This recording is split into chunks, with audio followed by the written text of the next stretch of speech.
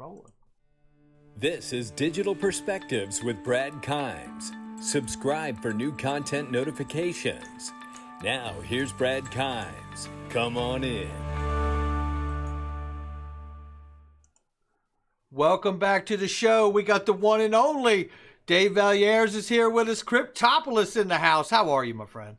Doing great, Brad. Hope you are too. Yes, I am. And in fact, let's give a big shout out to Dan from Tradingology real quick before we get started. Guys, go over and check out Dan from Tradingology. Tell them how they can find Dan real quick. Hey, look, Dan and I do a trading room just about every single day. We are talking about the markets. We're talking about the economy. We're talking about crypto.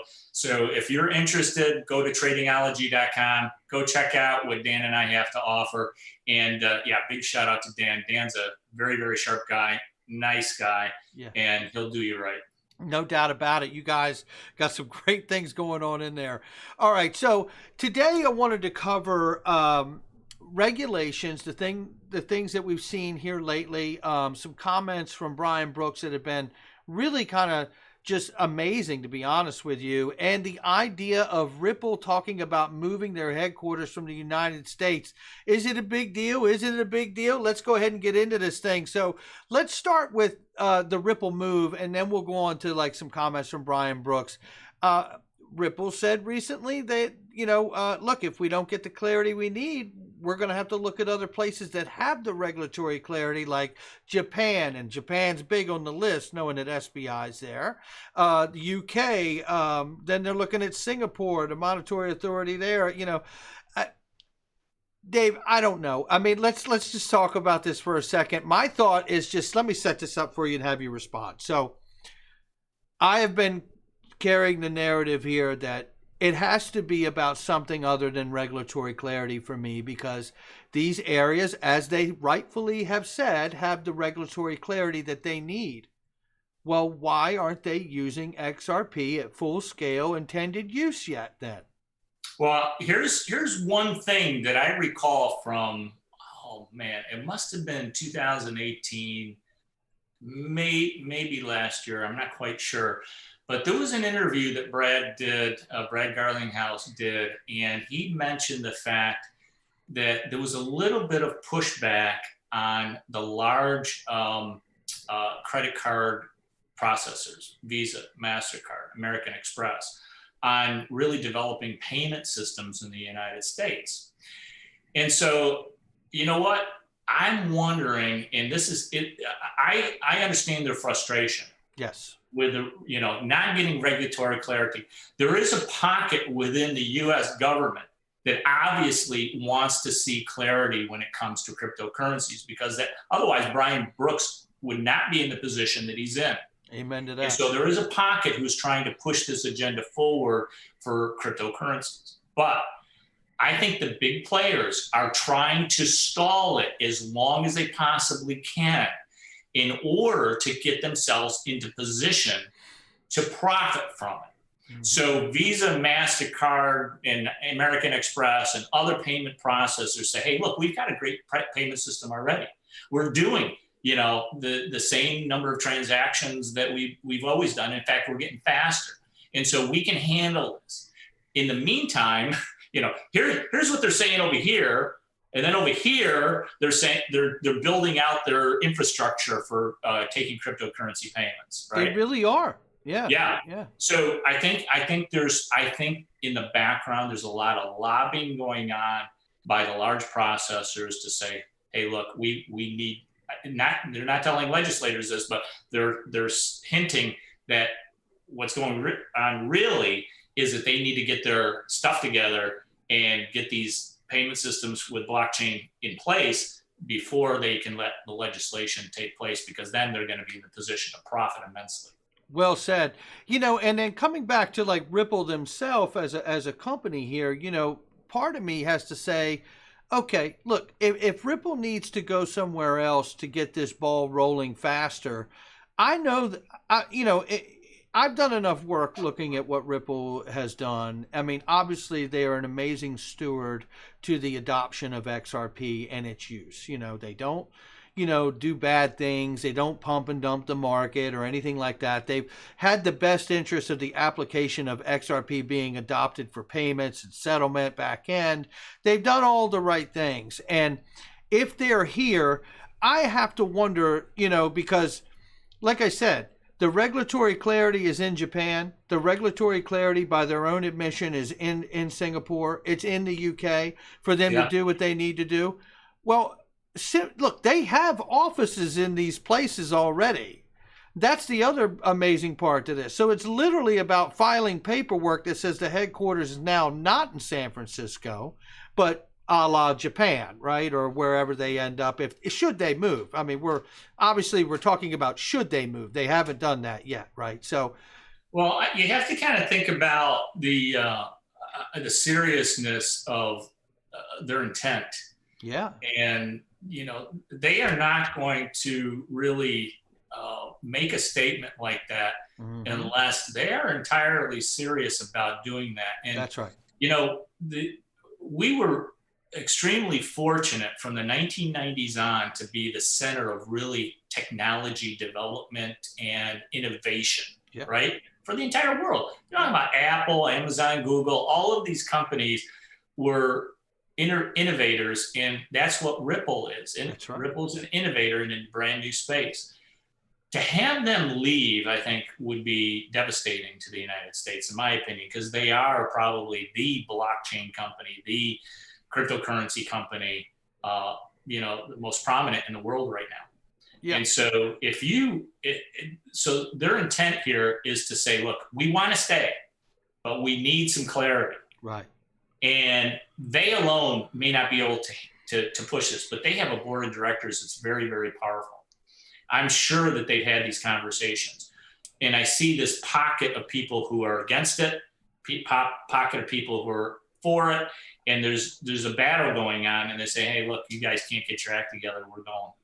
I agree. There is that tension is there. It's obvious. And it is in pockets. I like the way you say that. It really is. And just one last point on that is that their responsibility, Ripple's responsibility, is not to the United States. It's not to cryptocurrency holders like us. It is to their profitability as a company. Absolutely. And to their shareholders. Absolutely. And so they have to think about them first. And if they think they can get a better return on investment to their shareholders by moving overseas, then that's what they're going to do. Well, you make a very good point. That is exactly where the bottom line is. And it makes you wonder also, too, like, okay, this obviously would have a huge effect on the IPO, right? I mean, that's going to get put on ice till they get established somewhere else. And then, the other thing that I find interesting about this is that, we're seeing, Ripple has just opened up lines of credit too, right? As a lender of last resort, so to speak, as they say in their words. And that is interesting to me because that is a banking activity. Okay. And it makes me wonder, like, because of the lack of clarity here that they don't have, does it affect this lending program that they want to do? Is it tax implications along with the lack of clarity that creates a situation and hindering them from doing what they need to do? And will Ripple become a bank? Yeah, that's pretty interesting. When I think about when I heard that they were going to get into the lending of XRP, it's like, wow, what's that about? Are they already a bank? Are they have they already, are they in the process? Have they gotten, obviously they're not going to make a move without some sort of licensing or, letter from the regulatory authorities saying, hey, yeah, you can lend XRP. That's no big deal. Know what I thought of really? Where is that coming from? Do we have any kind of, proof that they are regulated in some way to be able to lend, or maybe it's not necessary? I don't know. Well, it's funny you should say that, because this is my thought and notion. One, they started out as a fintech company, and then they were known as a payments company, and then they graduated to Brad Garlinghouse calling them a blockchain infrastructure company. So it's not out of the realm of possibility to see the growth take to a next stage for the company. The interesting thing I find about this is that where do we see the most I guess, clear vision for regulation and clarity on digital assets. It's in the OCC, the Office of Comptroller of Currency, which happens to oversee the federally chartered banking system. And then I find this interesting because, you know, he also has made it clear, and in fact, to the tune that he is prepared to go to the Supreme Court, he being Brian Brooks from the OCC, to fight the NYDFS, the New York Department of Financial Services. He's prepared to go to the Supreme Court because the contention between that entity and the OCC is clearly the definition of what constitutes something being a bank, which is why they want things to remain state to state level and not have the OCC issue a federal charter dealing with digital assets. The interesting thing about that is that if Ripple were to become a bank or pursue banking activities, because according to Brian Brooks, you are under his purview if you perform banking activities, not that you are a federally chartered bank, which includes, by the way, Venmo, PayPal, Square, Kraken, Binance. Right. And now we're talking about, because that's the point of contention here. And to Brian Brooks, if you're performing banking activities, you fall under my purview, and under his purview. And what is happening at the OCC is the allowance of custodying digital assets and issuing stable coins and holding the reserves of those stable coins for any private issuers of those stable coins.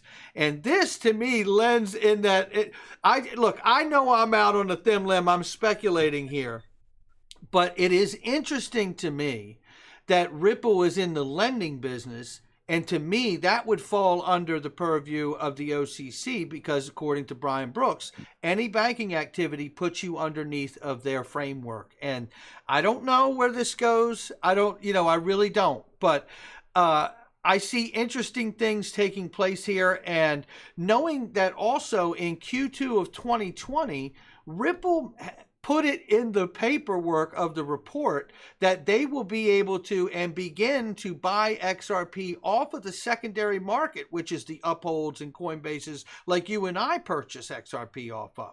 They see themselves clearly from that report as a customer as anyone else to participate in that secondary market. And when you think about them having the escrow, they get the release every month, right? They decide, as a steward of that release, how much stays out and how much goes on the back end of that 55-month schedule, right? They are now telling you they can participate in the secondary market to buy it off of the market, and we're lending it. Well, you know what model that is, right? That's the Exxon, Chevron model. They're mining and they're doing the, they got the oil, right? They can buy and sell it on the market. They can regulate the futures market, not regulate, but they can go into the markets and buy and sell as needed in order to provide the liquidity that's necessary for XRP to be able to perform its function and to, for all of the business functions that, Ripple has created to create cross-border payments and settlements and everything else. So they're really using XRP as the oil. Well, what's interesting it's like the oil market. They don't own it. They don't own it. They don't own it, but they can mine it, they can buy it, they can sell it, they can do anything they need in order to provide the liquidity and for business purposes. So but the rest of that world's oil is in their escrow account, not the ground. That's right. So they don't have any drilling expenses, no, surveys. They know exactly where it is. Yeah. But if we have an open decentralized asset like we do, that's why there's 45 billion in circulation right now, right? Yeah, that's right. Yeah. So it's that I just find that to be a very, very interesting situation developing here, and these things that are there. It's very, very interesting where this is going, and I see another step of maturation for the company Ripple, and I don't see them remaining a blockchain infrastructure company the more I look at this, and it's in the best way. I don't mean anything malicious or nefarious about what they're doing. I just think, look, any good business never forecasts what they're doing next, right? They just do it. Right. And that's what they've done up until now. They just do it. And It'll be interesting to see where this goes, but I really do feel like when it comes to the idea of Ripple moving, this is much deeper than a regulatory clarity issue, I believe, for the U.S. I really do believe that. Yeah, I think so. It's a much bigger picture, and you have to kind of think about how smart the team is. Oh, I mean, the God. team is just, I mean, it's world class, right? World class, these people. And these guys, they have thought through every single scenario, and they're saying, "Hey, look, okay. This is what we started out at." And if you've been in business before, yeah. I've been in business. I know that the business I start today is not the one I'm going to end up with in 10 years. You got that right. More change. I'm just going to follow the market. I'm going to do whatever I can in order to remain profitable and stay in business. And that's exactly what they're doing. So some people might look at them and say, hey, look, well, it looks like they've shifted away from this business activity or that business activity, but they are smart. They're going to adapt with the market, and they're going to look for new ways in order to remain profitable. I can't wait for their IPO. Any word on that, by the way? No, I mean, I haven't heard anything. So and with the idea of them possibly changing the headquarters location, and obviously you can be out of the country and still IPO. Obviously, that's not a big deal. Look. There's a couple companies. Gatto Silver just went public on the 28th. They're in Canada, but they also did they're on the New York or NASDAQ, I believe. So they did an IPO here. You can do multiple IPOs on different exchanges. So I mean, it doesn't matter if they go to Singapore, UK, or whatever. They can still get listed here. Yeah, I'm just kind of waiting for that. I'm really hoping they do it. It's interesting to me. I'm waiting for it too because I'm excited for them to do that. I mean, I think it's going to be met with a great reception. By the way, and the other thing is that looking at all of this where we are right now. I mean, what does this mean? What does this mean for the crypto space in the United States if this is all in fact, this in disarray? I mean, I don't see. Let me just better say it this way. History has shown that the United States has not missed any of the 3 industrial revolutions that we've had thus far. I don't see them missing the 4th one, although obviously it looks like, they're the last ones to get everything shuffled in the deck where it needs to be. And to this date, at this moment, it's not where it needs to be. So, let's just, you go with that. I see a lot of similarities between the technology run up in 1995 to 2000, right? Right. So there was a tremendous number of companies that were started during that time period. And after the dot-com bubble crashed and it burst, a lot of those companies are just wiped out. And I think we have not seen that yet. That's right. We see it. There was a famous website. I don't know if you remember. I can't say the word on screen. It's F Company, and it was a website that basically showed all of these companies that just went belly up in the dot-com crash. And every single week they were listing new companies, that startups and technology that were just getting wiped out. And so I wonder, is there anything like that in crypto? I haven't heard anything about that, but there's a lot of projects out there.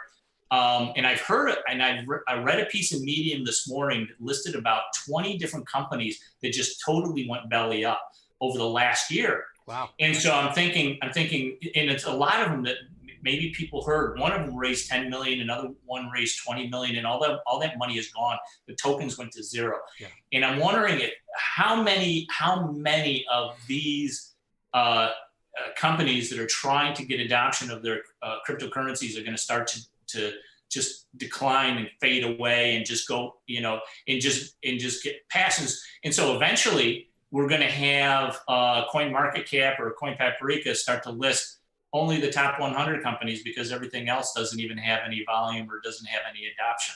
So there's going to be a culling of some sort in the cryptocurrency space if we get the kind of liquidity event that I'm anticipating in the general markets, and the US dollar rising, and people are going to be strapped for cash. They're going to be selling the liquid assets, as we mentioned in the last segment.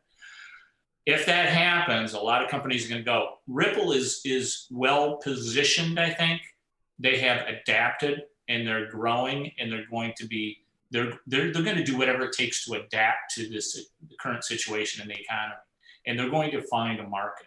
Yeah. And so if you're not, if the blockchain company that you're looking at and the token that they're issuing, or the token that they're trying to support and provide some adoption for, is not adapting to current economic conditions, they're going to fall by the wayside. You got to be real careful about that.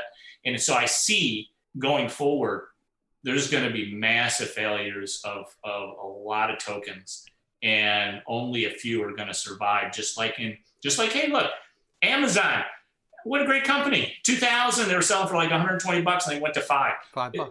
There's going to be, I think we have not seen the end of that deflationary scenario, and we're still in a deflationary scenario. You make a great point. This market is so young. It has yet to see that, actually, and what we are seeing, and I just covered Glenn Hutchins and his son, James Hutchins, this past week, early in the week, where they talked about they see this point, exactly what you're talking about, where the picks and shovels are in brick and mortars now getting behind these use cases, blockchain and crypto, and developing or figuring out how they can incorporate this tech and this crypto into their business model, right? To make them more streamlined, more efficient, and everything else that comes with it, more secure, more scalable, all of these things. And after that moment takes place, we hit the threshold you're talking about, where you see who wins, who loses, and it really is that inflection point that we discussed on our last show too, where we really start to see use case utility becomes the decider of the winners and the losers in this space, no doubt. And it all comes back to the regulatory clarity. Yes, it does. We don't have that. These businesses are not willing to adopt. That's right. That's right. So we have to stay on the cutting edge. I think there's a big lobbying effort trying to suppress blockchain and cryptocurrency companies and adoption. Yeah. But eventually that lid will be lifted, and then I think we're off to the races here as far as utility goes. Not prices, but utility. Utility, exactly. Well said. And one more thought to close on here. Brian Brooks was interviewed recently with Laura Shin. And inside that interview, he made a comment about some of the solutions he's heard people kicking around about how to deal with this market and regulate it properly. Is the adoption of a network that everyone else plugs into. Huh. Well, we all know the XRP ledger is the biggest network out there for blockchain. It is the ledger. It is the ledger that could power the entire world's blockchain. Greg Kidd calls it. All the tokens can be on it. All the tokens can be on it. There's room for everybody. There is room for everybody. Greg Kidd calls it the universal highway.